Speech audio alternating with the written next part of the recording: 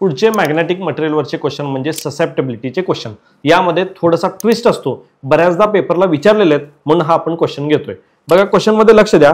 Susceptibility दिली आहे एका टेम्परेचरसाठी, म्हणजे 300 केल्विनच्या वेळेस ससेप्टेबिलिटी किती आहे ती सांगितली. तसंच त्यांनी काय केलं माहिती का, दुसरी ससेप्टेबिलिटी आपल्याला दिली, ती किती आहे दिली आपण बघूया. कन्फ्युजन आहे बरं का, जरा नीट लक्ष द्या. डिक्रीज बाय म्हणले, डिक्रीज बाय जेव्हा म्हणतात ना तेव्हा आपल्याला सबस्ट्रॅक्शन करणं गरजेचं असतं. ही स्टेप लक्षात ठेवा. डिक्रीज बाय म्हणलं की वजाबाकी करायची, कमी करायची तेवढी व्हॅल्यू. कितीने कमी करायला सांगितली आहे? 0.4 ने. कोणापेक्षा? पूर्वीच्या व्हॅल्यूपेक्षा. मग पहिली व्हॅल्यू किती आहे रे आपली? x1 दिली आपल्याला 1.2 × 10⁻⁵. नंतर त्यावेळेचा टेम्परेचर किती आहे? 300 केल्विन. मग दोन्हीचा डिफरन्स विचारलाय, म्हणजे ससेप्टेबिलिटी 2 जी आहे ती दिले तेवढी घ्यायची नाही, 0.8 × 10⁻⁵ वजाबाकी करून घेतलेलं आन्सर आहे ते. त्यानंतर आपल्याला त्याचा फॉर्म्युला माहित पाहिजे. Susceptibility 1 × temperature is equal to susceptibility 2 × temperature. Formula लिहिल्यानंतर व्हॅल्यू लगेच सबस्टिट्यूट करायच्या नाहीत.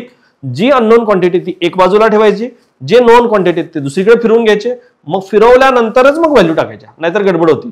जसं मी आता इथे केलंय, T2 इज इक्वल टू सगळा फॉर्म्युला फिरवून घेतलाय, मग त्यात व्हॅल्यू सबस्टिट्यूट केलेत. मग फायनल T2चं आन्सर जे येतंय ते येतंय 450 केल्विन. 450 केल्विन एवढा आन्सर आहे. जर तुम्ही डिक्रीज बाय कन्सेप्ट समजली नाही तर आन्सर वेगळं येणार आहे.